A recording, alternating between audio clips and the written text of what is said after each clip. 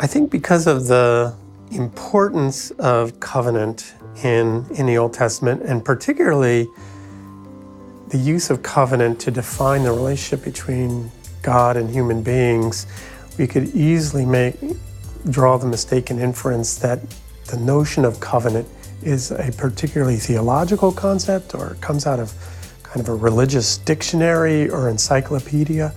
But in fact, it comes out of the context of international diplomacy, international law in the ancient Near East.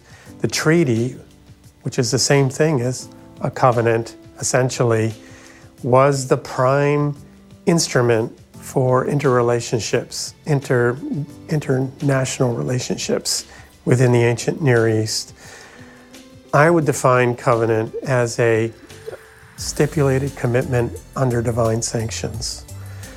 Just a simple definition of stipulated commitment under divine sanctions. And I think the power of that definition is that it applies to covenants whether God is a party or humans are just parties with one another. Even in the Bible, there are many covenants in which Abraham enters into a covenant with some of the surrounding peoples, or Isaac, or Jacob. Jacob and Laban had a mutual aggression pact that they called a covenant at the end of Genesis chapter 31. Those weren't covenants in the sense of having God as one of the parties. In fact, the idea that God is a party of a covenant is almost unheard of in the ancient Near East. In this definition, that a covenant is a stipulated commitment under divine sanctions, it's important that the commitment is stipulated in the sense that it's fully spelled out, and usually that implies that it must be put down in writing.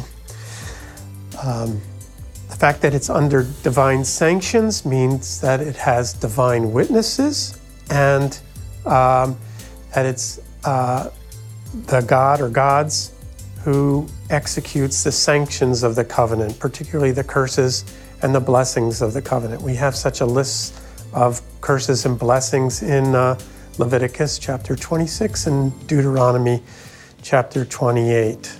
What's unique about biblical covenants, and particularly the covenants of which God is a party, is that God is a party of those covenants.